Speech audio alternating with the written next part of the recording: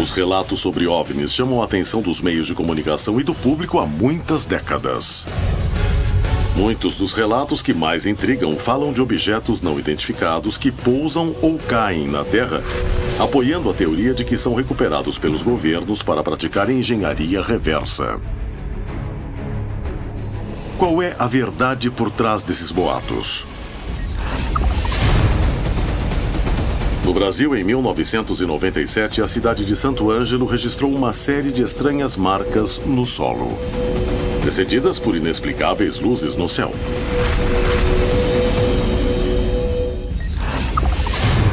Em Taquarembó, no Uruguai, um investigador parte em busca da verdade sobre um objeto que caiu em Achar, em 1973, deixando marcas e material que foi analisado por órgãos públicos da Argentina.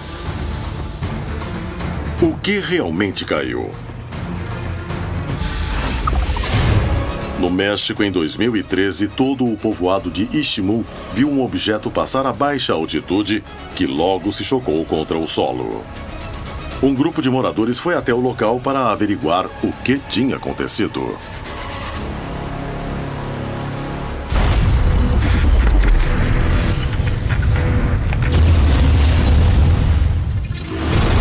Contato extraterrestre. Hoje apresentamos Quedas de OVNIs. Já houve quedas. Existem registros de dezenas de quedas. A tecnologia utilizada por estes objetos, essas coisas são cálices sagrados para a ciência. O governo federal, em especial a Força Aérea Norte-Americana, possui protocolos e leis para lidar com a queda de um OVNI ou um pouso. E isso não apenas para ocorridos nos Estados Unidos, mas também em outros países. Vamos supor que é mesmo extraterrestre. O primeiro país da Terra que adquirir essa tecnologia e desenvolver essa tecnologia, esse país será a força dominante do planeta no futuro. Quando investigamos OVNIs, estamos numa corrida com todos os países da Terra para pegar essa tecnologia primeiro. A recuperação de tecnologia de outras civilizações com a capacidade de viajar até a Terra é uma teoria que, para muitos pesquisadores, ex-funcionários da NASA e políticos, é uma realidade. Mas quais são as evidências que sustentam esses boatos? Há muitos anos existiu um projeto chamado Projeto Poeira Lunar, que era responsável por coletar coisas que caíam do espaço. E isso foi durante a Guerra Fria, quando os Estados Unidos batiam de frente com a União Soviética. Hoje há boatos de que a NASA ainda faz a mesma coisa. O que será que eles já coletaram? Os Estados Unidos têm acordos com outros países porque possuem a tecnologia, a velocidade e instrumentos para chegar rapidamente, controlar a área do ocorrido e coletar qualquer tipo de material deixado para trás. Quando eles coletam, qualquer que seja o objeto, eles trazem para o país e ele simplesmente desaparece, não falam mais a respeito dele. A existência de planos de recuperação de OVNIs caídos prova que são feitos de tecnologia não criada na Terra? E se for assim, o que acontece com estes objetos? Para onde vão? A questão da engenharia reversa, como chamamos, é mesmo verdadeira. E já acontece há 60 anos ou mais. Começou nos Estados Unidos logo após as quedas em Roswell. Então começaram a fazer engenharia reversa com o que encontraram do acidente. Os americanos já fizeram isso no passado, nós sabemos disso. Então, quem garante que eles não fazem isso agora? Eu acredito que eles ainda fazem. Mas o que eles coletam, eles não falam pra gente. Sem dúvida, as histórias de OVNIs que caíram ou tocaram a superfície terrestre despertaram a imaginação do homem. Mas são a prova final de que existe vida em outros planetas e que somos visitados? Em fevereiro de 1997, a cidade de Santo Ângelo se viu envolvida em uma série de fenômenos que pareciam saídos da ficção científica. Os moradores do lugar testemunharam eventos que ainda permanecem sem explicação. E que para os pesquisadores do fenômeno OVNI se tornaram um dos casos emblemáticos que provariam que a Terra é visitada por seres de outros planetas.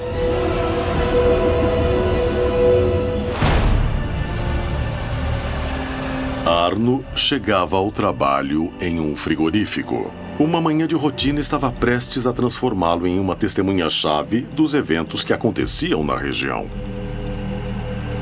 E como eu sempre levantava às 4 horas da manhã, eu teria que vir abrir o frigorífico para receber os caminhão, para descarregar os frangos que vinham.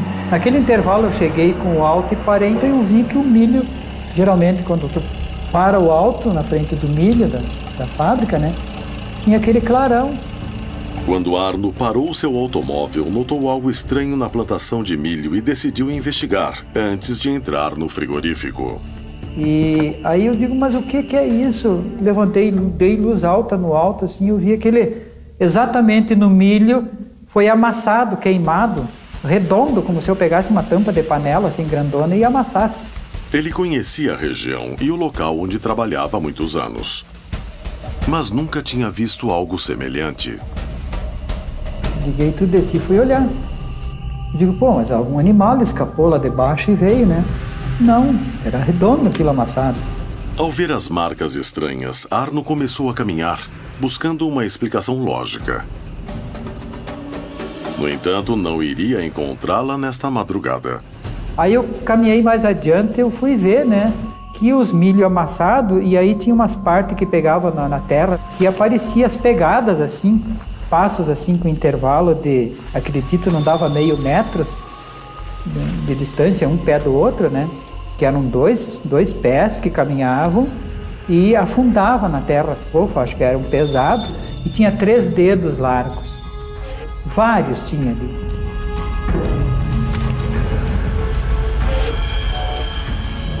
Eu chamei o Arno Polanski, ele morava na casa lá, e ele viu, eu chamei ele, olha, vem olhar o que foi que... Tinha algum... Você não fechou? Tinha vacas de leite? Era a granja dele também, acoplada junto. Eu digo, mas vocês deixaram escapar as vacas que vieram comer e tal, o que é isso aí? Diz, mas seu Arno, mas como que vai ser os animais que escaparam? Estão tudo lá presos, ninguém, não tem cerca arrebentada, não tem nada. E como é que as vacas vinham ver comer, amassar tudo direitinho, amassado, redondinho assim, e comer e deixar tudo? Não. Os dois perceberam que não podia ser algo feito pelo gado. E logo adiante, 100 metros, vamos lá que tem outro que desceu lá e amassou os milhos, a plantação. E lá na minha terra também. Arno viu as marcas estranhas e não encontrou nenhuma explicação. Ele voltou às suas tarefas, mas houve outro acontecimento estranho ao anoitecer, depois de um dia de aparente calma. No escurecer, no cair da noite, assim, o Solange entrou correndo dentro do escritório, né? Seu Arno, o senhor corre para fora que tem um disco voador aí. Eu estava no telefone, tinha terminado de falar com os fornecedores em Santa Catarina, então eu um pouquinho estava desconcentrado e a mulher me chamava e tal, daí eu atendi rápido, pedi para ele aguardar um pouco que eu fui dizer para ela, eu comecei a rir. Acredito eu hoje, entendo eu hoje que aquilo é um momento único e raro, né? Eles queriam que eu visse também. Solange saiu da sala de Arno e ele continuou trabalhando sem fazer uma associação com o que tinha visto de manhã. E naquilo entrou de novo daí, a pessoa correndo, seu Arno, corre aqui porque o senhor vai ver uma coisa que eu acho que nunca mais vai esquecer. Aí eu levantei e saí para fora, para ver. Levantei ligeiro e fui lá, porque daí eu também fiquei curioso, nervoso, sei lá, eu digo, pô, vou ter que ver pela segunda vez. E quando eu desci as escadas, que eu dobrei a fábrica assim, eu olhei para cima, aí eu perdi a voz. Eu vi 3 objetos grandes, metálicos. Acredito eu que o que me chamou mais a atenção, eles não estavam muito baixos, estavam a uma certa altura, e grandes, cinzentos, uma cinza escuro, enormes.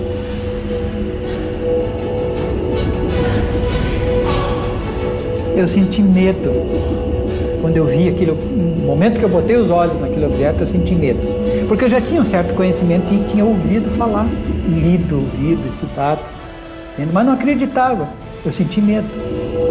que aquilo poderia atirar, sei lá, fazer, reagir, né?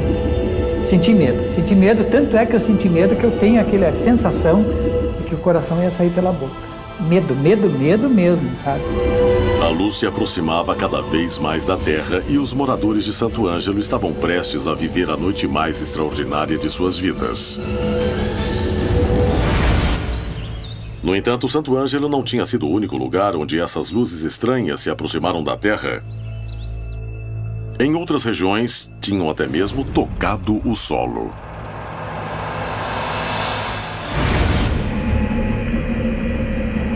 Paulo Borges é pesquisador do fenômeno OVNI e vai atrás de pistas de um dos casos mais significantes do Uruguai.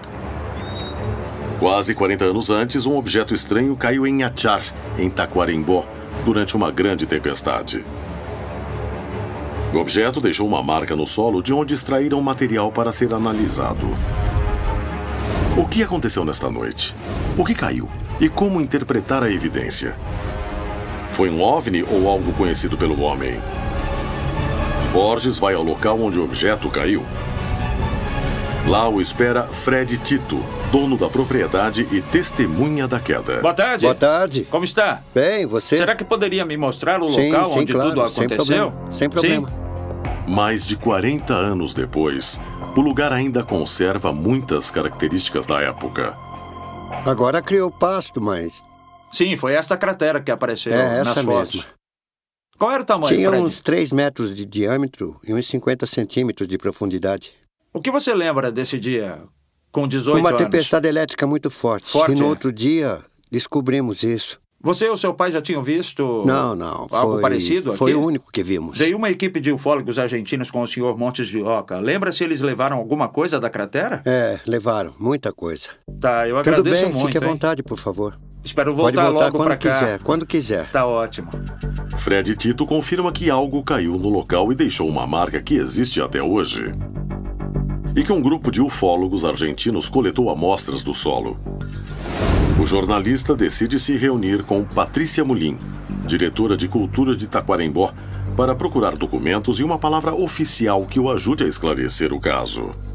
Poderia me dizer o que lembra do acontecimento em 1973 no povoado de Achar? Houve uma comoção no povoado. Muita gente que queria ver, que queria saber, e os comentários eram mesmo impressionantes. Veio gente especializada no assunto, foram olhar. Realmente isso foi uma coisa diferente que aconteceu.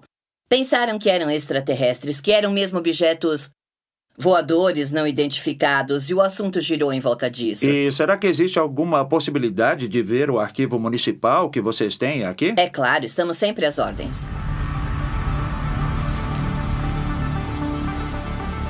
Analisei os arquivos do departamento e encontrei uma nota relacionada especificamente com o caso de Achar e a comissão investigadora dos OVNIs.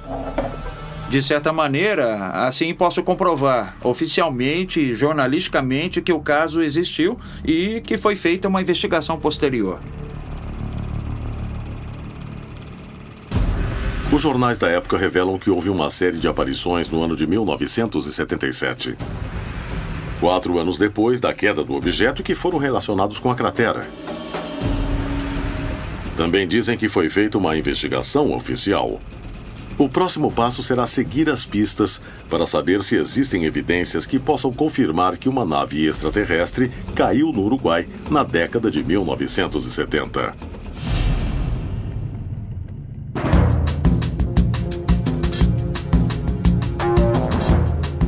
Paulo se reúne com Miguel Borges, jornalista que o ajudará a compreender o que pode ter acontecido. Qual foi a repercussão jornalística que teve o acontecimento de 1973? Foi uma notícia que perdurou por muito tempo. Até hoje, os moradores falam disso. Em Taquarembó caiu parte de um objeto, de um material que era estranho, mas... Mas nunca falaram dos resultados da análise. Não, nunca falaram nada. Isso ficou em segredo absoluto a partir daquele momento. Ninguém se assustou porque sempre viam objetos naquela região. Diziam que objetos estranhos desciam no lago. Eu sempre pensei, e por que ali? Por que naquela região? Muitas perguntas e poucas respostas. Miguel Borges confirma que luzes estranhas eram vistas no local. Mas se tratava de um OVNI? Podia ser um artefato produzido pelo homem, como um satélite espião ou aviões militares. As pistas levam Apollo a Buenos Aires, onde um grupo de pesquisadores teriam fragmentos do objeto. Ele conseguirá encontrá-los? Em Santo Ângelo, no Brasil, uma luz enorme e misteriosa pairou sobre a cidade, deixando os moradores desconcertados. Em Taquarembó, no Uruguai, Paulo Borges está atrás da pista de fragmentos de um objeto que caiu na região. Em Istmo, no México, durante uma apresentação circense, um objeto caiu e alterou a calma dos moradores. Em fevereiro de 1997, a cidade de Santo Ângelo foi palco de uma série de fenômenos extraordinários. Alguns de seus moradores estavam prestes a encarar a experiência mais impressionante de suas vidas.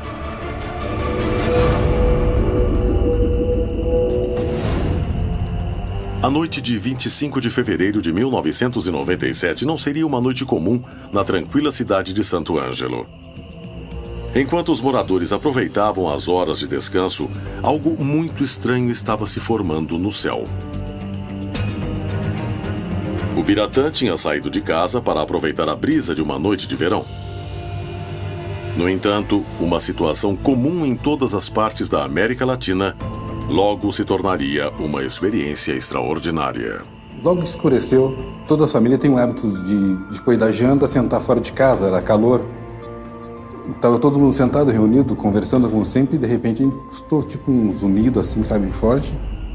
O barulho chamou a atenção dos animais e dos moradores. Wanda logo se tornaria uma testemunha-chave do estranho evento que agitaria a comunidade. Estava dentro da casa e os cachorros acuavam. E aquele barulho, daí eu corri para fora e vinha aquele balão por cima de nós. Parada na porta da casa, ela não podia acreditar no que via. A paisagem havia se tornado completamente ameaçadora.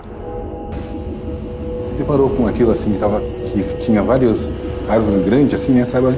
E daí por cima daquelas árvores se deparou com um diâmetro muito grande, bem redondo. Gritei porque se assustei, digo, meu Deus, o que é isso? Criancinha, eu me assustei porque achei que, digo, é guerra. Então todo mundo ficou, assim, vamos dizer assim, surpreso com aquilo, com um fato, uma coisa que nunca tinha acontecido. Eu nunca vi uma coisa dessas. Daí aquilo veio aquele ronco, tipo de uma moto, uma lenta, um barulho assim. Daí vinha-se por cima de nós. Wanda e o Biratã contemplavam a cena de terror e notaram que o objeto se aproximava cada vez mais rápido. A mulher entrou em pânico e começou a chamar a família. Digo, correm aqui porque tem uma coisa, era diferente ali. Não sei se estão dando tiro, balão, não sei o quê. Os familiares de Wanda demoraram para sair para ver por que ela gritava. Estava completamente assustada e olhando para o céu. Daí, quando eles saíram, já não tinha mais. O Biratã logo percebeu que o que tinha acabado de ver fugia de toda normalidade. E sentiu que estava diante de uma presença extraordinária. Agora eu sei que é disco voador, né? Porque a gente não sabia, não estava bem informado. Dizia que é disco voador, mas sabe? Não sabia o que era bem um disco voador. E passou lentamente, muito lentamente mesmo, sabe? Lentamente todo mundo ficou olhando, foi indo até que ele sumiu de novo. Enquanto os vizinhos surpresos viam as luzes desaparecer perto dali no frigorífico, Arno e seus funcionários tentavam descobrir o que estava acontecendo. Elas eram redondas, mais ou menos 50 metros de diâmetro, cinza escuro, com a parte de baixo, onde tinha as luzes, que girava e piscava aquelas luzes. Isso eu me lembro nitidamente. Arno não era o único que via o que acontecia. Todos os empregados do frigorífico olhavam para o céu aterrorizados e maravilhados. Todo mundo parado olhando pasmo, sabe? Não sei em palavras como que eu vou te explicar o tamanho daquele objeto fazendo aquele barulho. Aí eu vi que estava um para cima, o outro mais alto, e faziam as cadeiras, alinharam e se ajustaram, sabe? E ficaram parados no ar. Aquilo me chamou nitidamente, mas eu nunca vi isso. Deu uma sensação de escapar, mas algo me paralisou os pés no chão. Eu fiquei paralisado ali, não sei porquê. E aí eu me lembro como se fosse agora, nesse momento, que aqueles dois objetos fizeram assim, os três, e se alinharam e aquele barulho, e sumiram no horizonte. Se foram. Depois que os objetos sumiram, os empregados começaram a conversar. E perceberam que o fenômeno era maior do que achavam. E aí depois eu só ouvi os outros contarem. Apareceu em cima da casa, que a gente ficaram com medo. Eu tinha consciência que eram objetos não identificados, porque a gente lia e tinha um certo conhecimento. 20 anos depois de sua experiência, Arno sabe que isso mudou sua vida para sempre. Existe algo além do que eu imagino que existe, que são seres que não sei o porquê não se aproximam, o porquê eles vêm sondar, o porquê eles fazem isso. É uma interrogação, é uma incógnita. Nós, como humanos, tentar dizer algo sobre eles, mas que são reais, são. Isso não tenho dúvida nenhuma. São reais. As marcas no solo tinham relação com as aparições das 2 noites. Talvez o homem nunca descubra o que realmente aconteceu em Santo Ângelo. Mas a busca por respostas continua, pesquisando todos os incidentes que poderiam ser manifestações de OVNIs, mesmo aqueles do passado.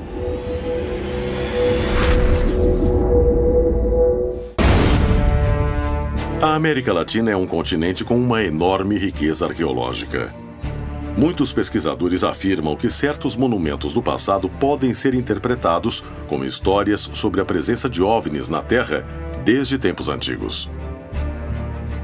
Somos visitados por extraterrestres há milhares de anos. E podemos provar isso olhando todas as diferentes evidências que nós temos, como referências textuais, pinturas e monumentos gigantes que foram erguidos em algum momento do passado com a ajuda direta de extraterrestres. A tumba de Pakal, rei de Palenque, foi encontrada há 60 anos. De origem maia, este rei supostamente viveu no ano de 600 d.C. Os pesquisadores que afirmam que os povos da antiguidade foram visitados por seres de outro planeta dizem que a tampa da tumba de Pakal revela que se trata de uma nave espacial. Poderia ser verdade? Ou se trata de um erro de interpretação?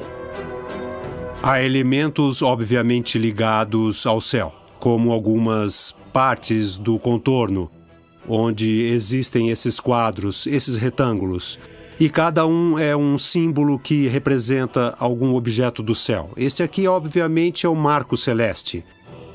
Pakal está numa posição curvada.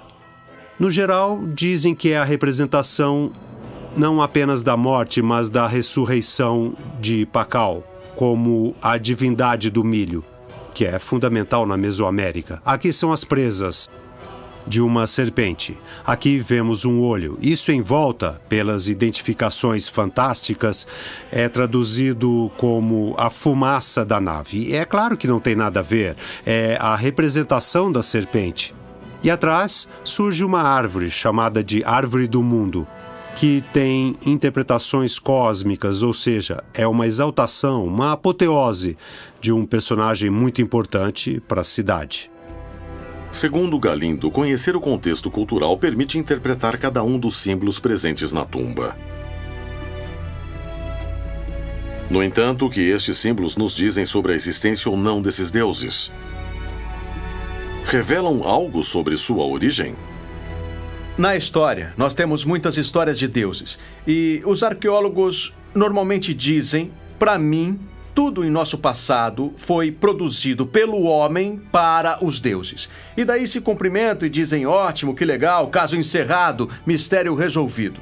Nós sabemos de tudo. Foram feitos para os deuses. E daí vão embora. Bom, para mim, é exatamente aí que as perguntas começam.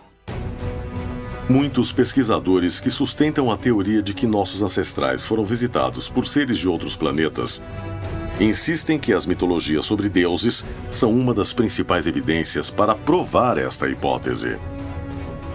Minha pergunta é: que deuses? De onde eles vieram? Eram simplesmente viajantes espaciais que chegaram num passado remoto e compartilharam o conhecimento para dar início a diferentes civilizações pelo mundo todo. Muitas vezes quem considera isso está consciente, às vezes ou inconscientemente, rebaixando a capacidade humana. O homem é capaz de fazer coisas pelas circunstâncias e necessidades que agora, no mundo moderno, não é preciso mais fazer.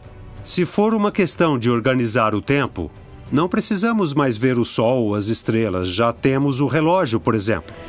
A polêmica ao redor da possível visita de seres de outros planetas na antiguidade coloca em questão nosso conhecimento sobre o passado e permite elaborar hipóteses para pensar no presente do continente.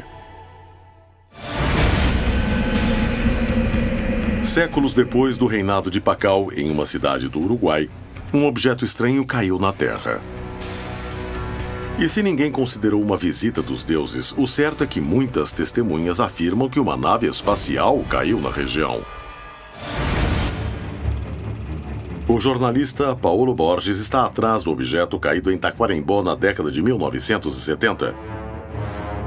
Ele encontrou o local da queda e documentação sobre o evento. Sabe que fragmentos foram levados, mas ainda não os viu. Paulo vai para Buenos Aires, na Argentina, conversar com Luiz Burgos, investigador do fenômeno OVNI, que em 1977 esteve em Taquarembó investigando as aparições. O que encontrou quando chegou lá? Quando chegamos na vila de Atiar, fomos diretamente ao local onde o objeto tinha caído ou descido. E a grande surpresa foi que, depois de mais de 3 anos, a cratera ainda mantinha as características e o mais fascinante de tudo, além da cratera e da evidência física que conservava, foi ter localizado em volta da cratera aproximadamente 100 marcas. E o que fizeram nesse momento? Nos aproximamos da cratera e, estranhamente, saíam 8 marcas e cada sulco media 12 metros. Uma coisa realmente estranha. Todos os pedregulhos estavam queimados, carbonizados, dava para quebrá-los com a mão. Depois disso, sempre imaginei que algo tinha descido ou caído naquele lugar. Saímos de lá de mãos vazias, com a ideia de voltar algum dia e poder fazer escavações no lugar. Quando voltaram? Passaram 11 anos. Leonel Montes de Oca nos deu uns 200 gramas que trouxemos para a Argentina. Era de uma dureza total, mas muito leve. Mandamos analisar imediatamente. Conseguimos comprovar que não era um elemento natural do terreno, então descartamos ser algo do terreno ou a queda de um meteorito. Porque a falta de ferro, as amostras quase não têm ferro. Então é algo artificial, algo evidentemente criado em laboratório. E ainda possui os restos e também as análises? Sim, é claro que nós guardamos, porque consideramos uma prova física fundamental.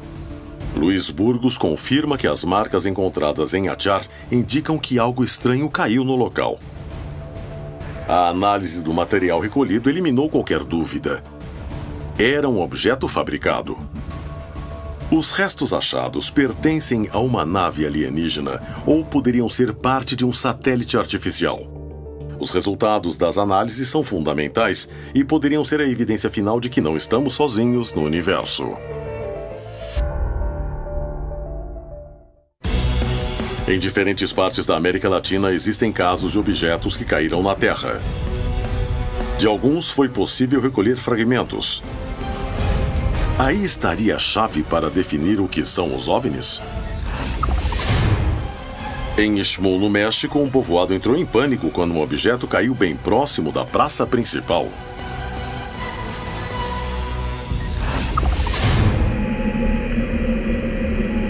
Paulo Borges investiga um dos casos mais importantes e bem guardados do Uruguai.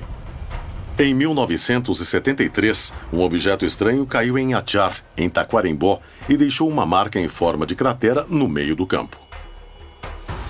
Paolo foi até Buenos Aires para entrevistar Luiz Burgos, especialista no fenômeno OVNI, que foi até o local investigar o que tinha acontecido e como o evento de 1973 se relacionava com as luzes vistas no céu em 1977. Burgos recolheu fragmentos de metal que foram analisados por órgãos oficiais. O que os resultados mostraram? Pode ver que tem essa espécie de bolhas. É porque foi fundido. Segundo me explicaram, a mais de 660 graus. É como fundem o alumínio. E o que é exatamente? Segundo as análises apontaram, isso é um tipo de alumínio bem duro. É algo criado em laboratório, é artificial. E qual é a sua conclusão? Eu sempre digo que tenho peças ou restos metálicos de um OVNI. Se o OVNI foi construído em uma base secreta no sul dos Estados Unidos ou é um OVNI do espaço, de fora da Terra, do espaço sideral, aí eu já não sei. Bom, Luiz, muito obrigado por tudo. Paolo tem os resultados das análises dos objetos e se reúne com o engenheiro espacial Marcos Machado, membro da Comissão Nacional de Assuntos Espaciais da Argentina. Ele será o encarregado de interpretar a informação. Seria um satélite? Poderia ser um satélite espião? Ou realmente Burgos encontrou a prova definitiva de que fomos visitados por seres de outros planetas? Gostaria que me contasse seu ponto de vista sobre as análises dos objetos encontrados. Existem os mesmos elementos químicos na Terra, no Sol, em Marte, em Júpiter, ou seja, os elementos químicos são os mesmos em todo o universo. As opções que temos são um pedaço de satélite artificial que caiu ou um meteorito. A composição desses destroços que encontraram naquela cratera que se formou são muito similares a coisas feitas pelo ser humano. Sabemos mais ou menos a composição de um meteorito, em média. E não é uma coisa somente formada por 80 e tanto por cento de alumínio. Então, restaria ser um satélite artificial. Pode ser um satélite espião, por exemplo. E como descartamos a possibilidade de ter sido um satélite? Não é tão fácil saber quando e onde cai um satélite. A menos que se pesquise em uma base de dados que não é aberta de um órgão da Força Aérea dos Estados Unidos. Se chama NORAD, que registra todos os objetos na órbita da Terra de um certo tamanho, de até meio metro ou menos, inclusive. Eu pesquisei, e não há nenhum registro de um satélite que tenha caído na região do Uruguai. Mas a informação não é pública, por isso a dúvida sempre vai existir. E o que o senhor pensa dos objetos analisados? Eu me inclinaria a pensar que são objetos feitos pela mão do homem. E muito provavelmente é um satélite artificial, porque caem muitos satélites que não são registrados. Do meu ponto de vista, considero um objeto feito pela mão do homem. Se foi um satélite, por que não estava registrado pelo NORAD, o organismo que controla a atmosfera terrestre? Será que se tratava de um satélite espião? No entanto, como explicar o formato da cratera? E a aparição de luzes estranhas na região? Se os elementos químicos são os mesmos em todo o universo, como o homem fará para diferenciar os restos de um objeto fabricado por ele de um construído por seres de outros planetas?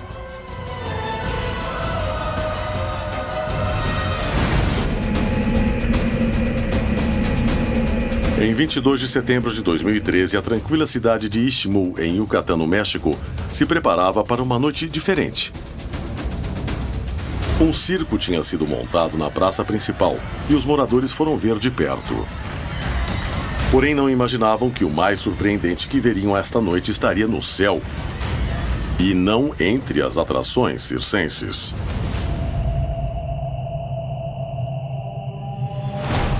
Hipólito e sua família, e Arcádio e sua esposa foram até a praça da cidade para uma noite diferente. Não é sempre que Istmo é visitado por artistas de circos itinerantes, mas um acontecimento inesperado ia agitar a tranquilidade habitual da cidade. Chegou um circo na cidade e eu fui lá ver com a minha família, com a minha esposa, a minha irmã, a minha mãe. Enquanto os moradores da cidade acompanhavam o circo, um objeto grande cruzou o céu, seguido de luzes estranhas.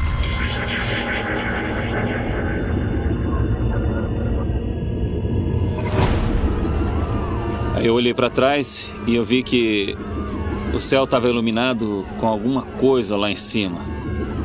Todo mundo começou a gritar, começou a perguntar o que era aquilo, o que era aquilo, o que estava pegando fogo lá no céu. A minha esposa me disse, olha aquilo. Olhei e vi o céu todo vermelho. Eram luzes pequenas, como fogos de artifício. Segundo os moradores, a estranha aparição do objeto foi seguida por algo ainda mais incrível. Todos foram tomados por uma histeria coletiva e começaram a suspeitar que o pior ainda estava por vir. As luzes começaram a piscar e daí apagaram. E a cidade ficou toda sem luz, ficou tudo no escuro e por isso também sentimos muito medo. Não sabíamos o que era e naquela hora, muita gente se assustou. Ficamos com medo porque nós não sabíamos o que era. Até meu pai ficou com medo. Ele começou a pensar no que é que ia acontecer.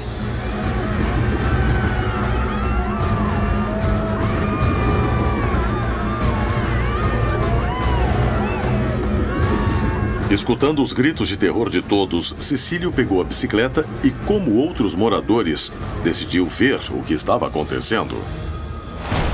A gente viu que alguma coisa estava queimando atrás da delegacia e também tinha um barulho lá atrás. O barulho era como se alguém estivesse soldando alguma coisa. Fazia...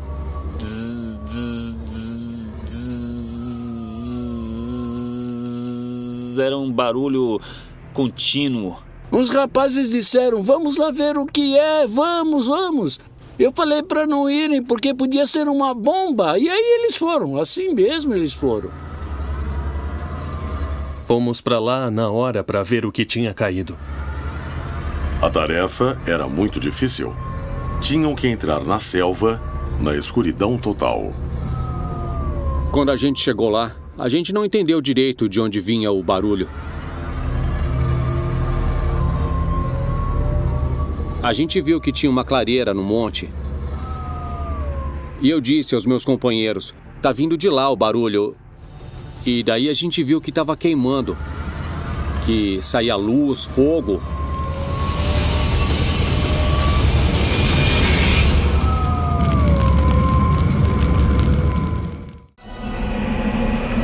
Em 22 de setembro de 2013, uma luz estranha cruzou o céu da cidade de Istmo, em Yucatán, no México, causando pânico na população. Um grupo de homens deixou de lado o perigo que podiam correr e decidiu se aproximar do local.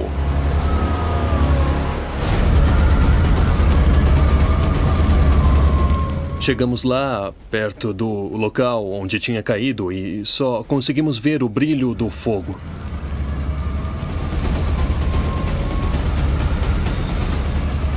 Bom, lá tinha uns cabos que pareciam de alta tensão. E a gente chegou perto, uns 20 metros, porque não dava para chegar mais perto. A escuridão impedia que vissem o que estava acontecendo. E não podiam encostar nos cabos de alta tensão. Por fim, foram embora para esperar amanhecer, para ver melhor o que era aquilo.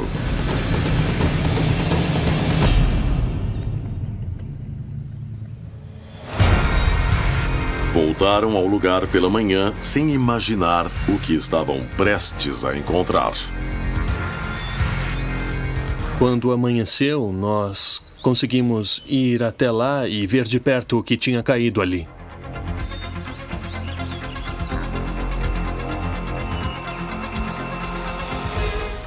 Quando a gente chegou lá, tinha alguns pedaços enfiados na terra.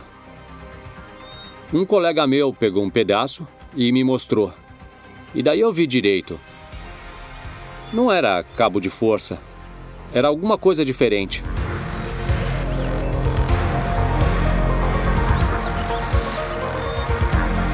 Os moradores pegaram várias amostras do objeto enigmático.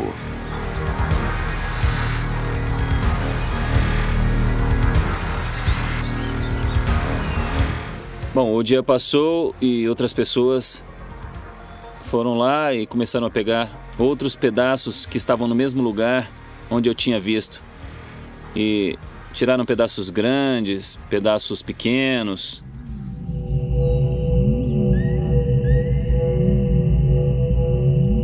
Nós guardamos na delegacia para que não levassem nenhum pedaço. Nós cuidamos e até hoje estão na delegacia. Apesar de ter recolhido os fragmentos do objeto caído durante a noite de setembro, nenhum dos vizinhos que presenciou o fato pode dar uma explicação ao estranho fenômeno que mudou para sempre a história da cidade. Na verdade, é uma coisa muito estranha. É uma coisa que nunca tínhamos visto antes. Não sabemos o que é, mas é uma coisa que não conseguimos reconhecer. São diferentes, nunca tínhamos visto nada assim. Nunca ninguém viu nada disso por aqui. Na verdade, eu acho que é uma coisa que caiu do céu. É uma coisa muito estranha. Não é uma coisa que exista aqui na Terra. As histórias de objetos estranhos que caem na superfície terrestre fascinam mesmo quando são meteoritos ou algum lixo espacial. Mas uma pequena porcentagem desses relatos continua sem receber explicação. O que realmente caiu em Ishmael? O que interrompeu a calma do lugar? Na Terra existem indícios de objetos que caem. E assim como em Roswell, muitos garantem que são recuperados e que são restos de naves de outros planetas. Poderia ser verdade?